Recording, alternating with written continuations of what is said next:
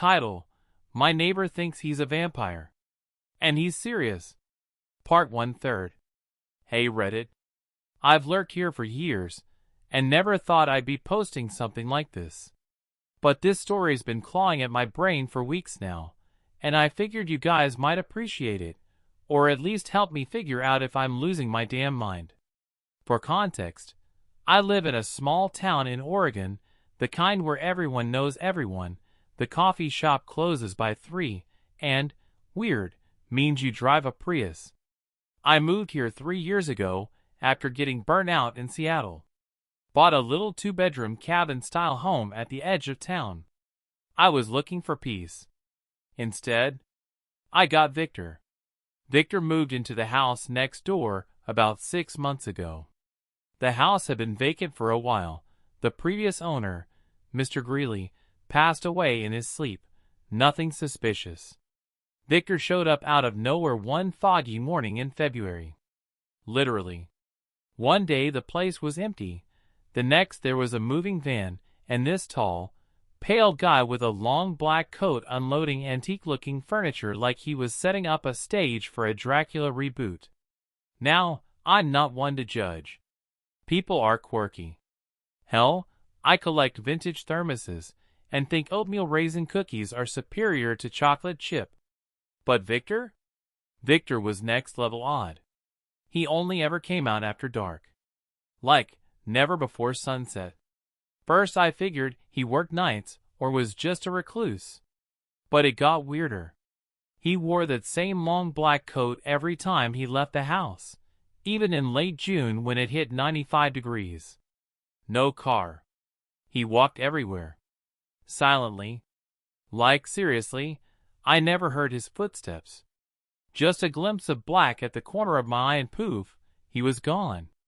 I wouldn't have thought much of it beyond mild curiosity until one night in March. I was out back, grilling some chicken and having a beer. Around 9 p.m. It was one of those chilly nights where the sky is clear and full of stars. I hear something behind the fence, like a whisper. I figured maybe raccoons. I peek over, and there's Victor, standing dead still at the edge of my yard, staring at the moon. No phone. No flashlight. Just standing there, whispering. To himself? To the moon? I don't know. I called out, trying to not sound freaked. Hey man, everything okay? He turned to me slowly. Smiled. Like the slowest damn smile I've ever seen. The night is young, friend, he said. Then he walked away. Silently, into the trees. I didn't sleep much that night. Over the next few weeks, I started seeing more of him. Always after dark. Always that same coat. Once, I caught him crouched on his front porch railing, barefoot, reading a book. Not sitting. Crouched. Like a gargoyle. Okay, fine. Dude's eccentric. But then, things got darker. Late April. I came home from work around 6:30. Sun was still up. There was a package on my porch addressed to Victor. Mistaken delivery. Happens all the time here. I figured I'd drop it off. So I walked over, knocked. No answer. But the door was slightly ajar. I'm not proud of what I did next. Curiosity got the better of me. I called out, Hey Victor? It's your neighbor, Dan. Got your package. Nothing. I pushed the door open. The place was cold. Freezing cold. Like someone left the AC running with the windows open in the dead of winter. All the lights were off. But it wasn't dark. The whole place was lit by dozens of candles. And the smell. Metallic. Not rot, not mold, something sharper. Like iron. I stepped inside. Just a few feet. The furniture looked antique. Heavy, carved wood. Red velvet everywhere. I swear, it looked like the set of a 19th century stage play. On the wall was a painting, an actual oil painting, of what looked like Victor. Only he was dressed like a 1700s nobleman. and he had fangs. That's when I heard the creak upstairs. I noped out of there so fast I dropped the damn package on his rug. The next day, Victor knocked on my door. It was about 10 p.m. He smiled that slow smile again and said, "Apologies if I startled you. My home is unusual. I hope you weren't offended." I mumbled something about wrong address, said it was no big deal. Then he handed me a bottle of wine. Deep red. No label. "From the old country," he said. I didn't drink it. It's still sitting in my pantry. After that night, I tried to keep my distance. But Victor? He started getting friendlier. One night, he caught me taking out the trash and started asking about my blood type. Straight-faced. Said he was conducting a genealogy study. I laughed it off, said I didn't know. His eyes lingered on me too long. Then he said, "A shame. You strike me as O-negative. Rare. Exquisite. What the hell do you even say to that?" A week later, my cat went missing. Muffin. She never left the yard. I searched everywhere. Put up flyers. Nothing. Then, 2 nights ago, Victor shows up again. Unannounced. Holding a small object wrapped in cloth. He hands it to me. Says, "I believe this is yours." It was Muffin's collar. Clean. No blood. Just clean. I asked where he found it. He smiled and said, "She wandered too close to the veil." I'm not even sure what that means. Last night, I saw him in the woods behind our houses. With 2 other people. Dressed like him. Pale. Silent. Standing in a circle. I swear they were chanting. Then, this is the part one haven't told anyone, I saw them lift something. It looked like a fox. It wasn't moving. I'm not saying I saw them kill it. I don't know what I saw. But the chanting got louder. Then stopped. And then laughter. Low. All 3 of them. I watched from my upstairs window, crouched in the dark. I couldn't sleep at all last night. I keep hearing the laughter in my head. I've started locking all my doors and windows. I sleep with a baseball bat now. I don't know if this guy is insane, or if he's playing some elaborate joke, or if he's dangerous. I just know something is very wrong. I'll update if anything else happens. But for now, Reddit, what the hell do I do? Edit, holy crap, I did not expect this to blow up. I'm reading all your replies. I'll try to post a follow-up soon. Things have already gotten weirder. Title, My Neighbor Thinks He's a Vampire. And He's Serious. Part 2/3. Hey again, Reddit. Dan here with the promised update. So, remember how I said things were getting weirder? That was an understatement. I thought I was just dealing with a quirky, possibly unwell neighbor who had a flair for theatrics. Now I'm not sure I'm not in actual danger. Let's rewind to the morning after I posted my first update. I woke up to something taped to my front door. It was an envelope. No address, no stamp. Just my name, Dan, written in this ornate, looping script, like something off a wedding invitation. Inside was a single sheet of paper. Heavy parchment. The kind of stuff you'd expect to see in a museum under glass. Written in that same handwriting. You watch when you should sleep. The veil grows thin. Trust not your eyes, but your instincts. There are older things than reason. No signature. Okay. Either Victor reads Reddit, not impossible, or someone's playing a very elaborate joke. But here's the thing. I never mentioned my name in the original post. That chilled me more than anything so far. I decided to get out of the house for a bit. I packed a small bag and drove an hour out to stay with my friend Aaron for the weekend. He's the kind of guy who owns multiple guns. Just in case. So I figured I'd feel safer there. Plus, he's always good at calling BS when I need it. I showed him the letter. Told him everything. He didn't laugh. "That's not cosplay," he said. "That's called energy." He suggested I get some cameras set up. Maybe a trail cam in the woods.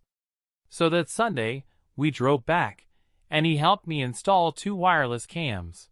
One pointed at the edge of the woods behind my house, and another facing Victor's place from a hidden corner under my eaves. Monday morning, I checked the footage.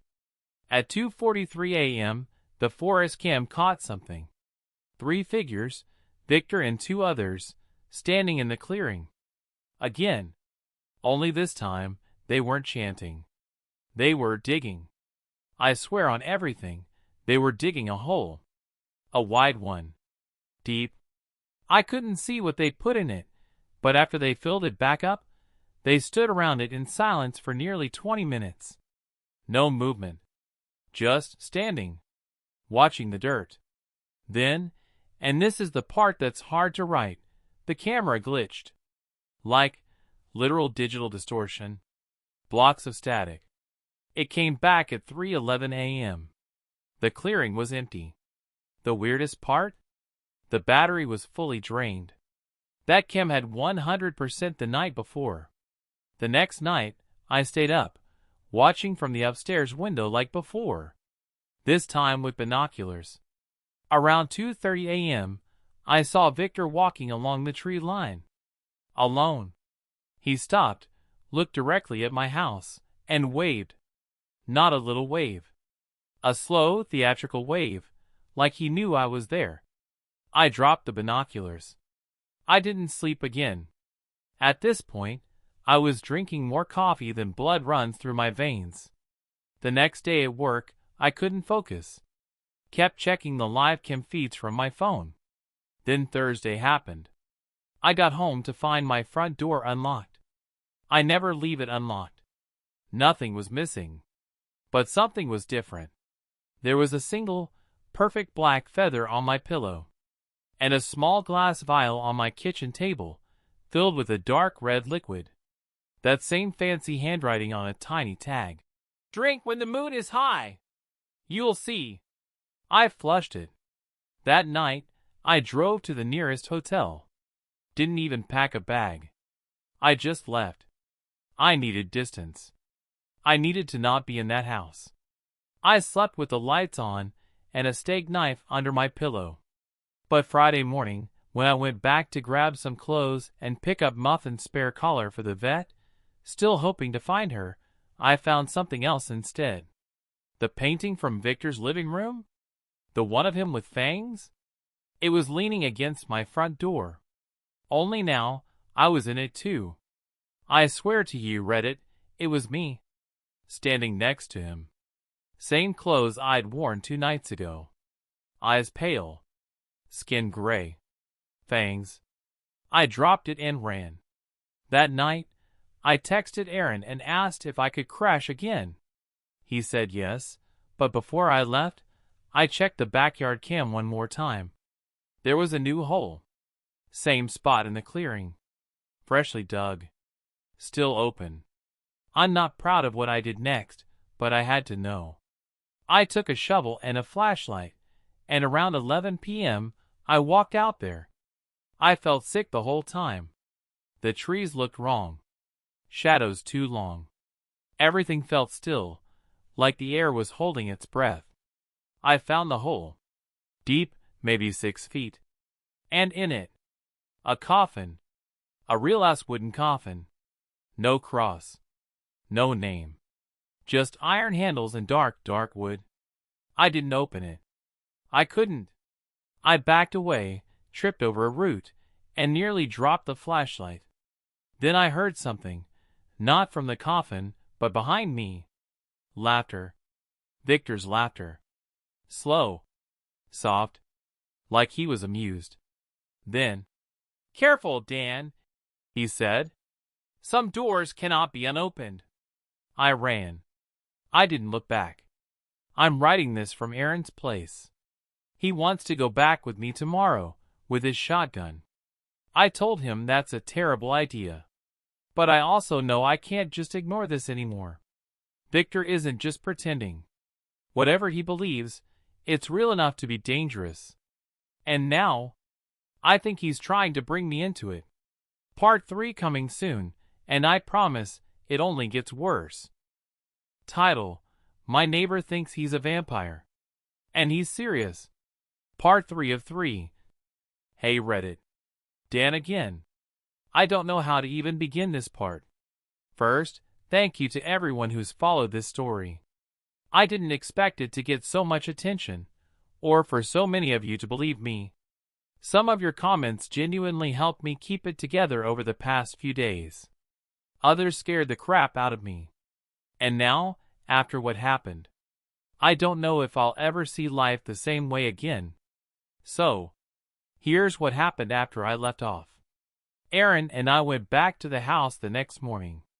It was around 9 a.m., full daylight. I'd hardly slept. Aaron brought his shotgun, a flashlight, and one of those old-school wooden crosses from his grandma's attic. Just in case. I wasn't even sure what we were planning. We were going to confront Victor? Dig up the coffin? Go to the cops? Which, by the way, is what a lot of you were yelling at me to do. We didn't get that far. When we pulled up, the first thing we noticed was the smell. Not rot. Not garbage. Just wrong. Like scorched dust and iron. Aaron smelled it too. We walked around back, toward the woods. The hole? Filled in again. No sign of fresh digging. But the dirt was warm. I touched it and felt heat, like it had been baking. Then we saw the prints. Not footprints. Not animal. Just indentations. Deep, clawed impressions. Circling the filled-in grave. Aaron looked at me and said, "We're leaving. Now!" But before we turned around, we heard Victor's voice. From behind us. Calm. Smooth. Way too close. "Gentlemen, enjoying the grounds?" He stood maybe 20 feet away. Still in that long coat, perfectly clean. His face was serene. Almost amused. And his eyes, they didn't look normal. Not anymore. They looked black. Not the iris. The whole damn eye. Aaron pointed the shotgun at him. Shaking. "Back the hell up." Victor didn't move. He just smiled. That slow, deliberate smile. "You don't understand what you're part of," he said. "You think you're witnessing a performance. But this is the oldest truth there is." I stepped in front of Aaron. Told Victor we wanted nothing to do with him. That I was moving. Leaving. Blocking his number, whatever it took. He tilted his head. "You can leave the house," he said. "But not the mark." And then, I kid you not, he held up a hand and said something I couldn't understand. Like Latin or something worse. The air rippled. The ground shook. Just for a second. Aaron fired. Just a reflex, I think. The shot hit a tree. Victor didn't flinch. We ran. I didn't go home after that. I packed a bag at Aaron's and drove straight to my sister's place down near Bend. Haven't been back since. But that night I had the dream. Or maybe it wasn't a dream. I was back in my house. Everything was quiet. Still. But the windows were open, and the moon was red. Blood red. Victor stood in the living room. So did the two others. The pale ones. They beckoned me. Whispered my name. Said I was chosen. Said my blood was calling. I woke up screaming. My sister said I was standing in the corner of the room, eyes open, whispering something she couldn't understand. She made me promise to see someone. So I did. Therapist, doctor, all of it. Everyone thinks it's stress, trauma, hallucination. That I should take a break from Reddit and drink some chamomile tea. But then, last night, I got a package. No return address. Sent to my sister's house. Inside was another vial. And a note. "You were never meant to run. The thirst is patient. It waits. Reddit. I don't know what to do anymore. I've contacted a priest. Seriously? Old Catholic guy. Doesn't know what to make of it, but said he'd pray over the house. My sister says we should burn it down and move to Utah. Part of me wants to believe it's all an elaborate game. A mental break. Something that'll fade if I just stop paying attention. But the painting? The vial? The dreams? Victor hasn't shown himself since. Not in person. But sometimes I catch things in mirrors.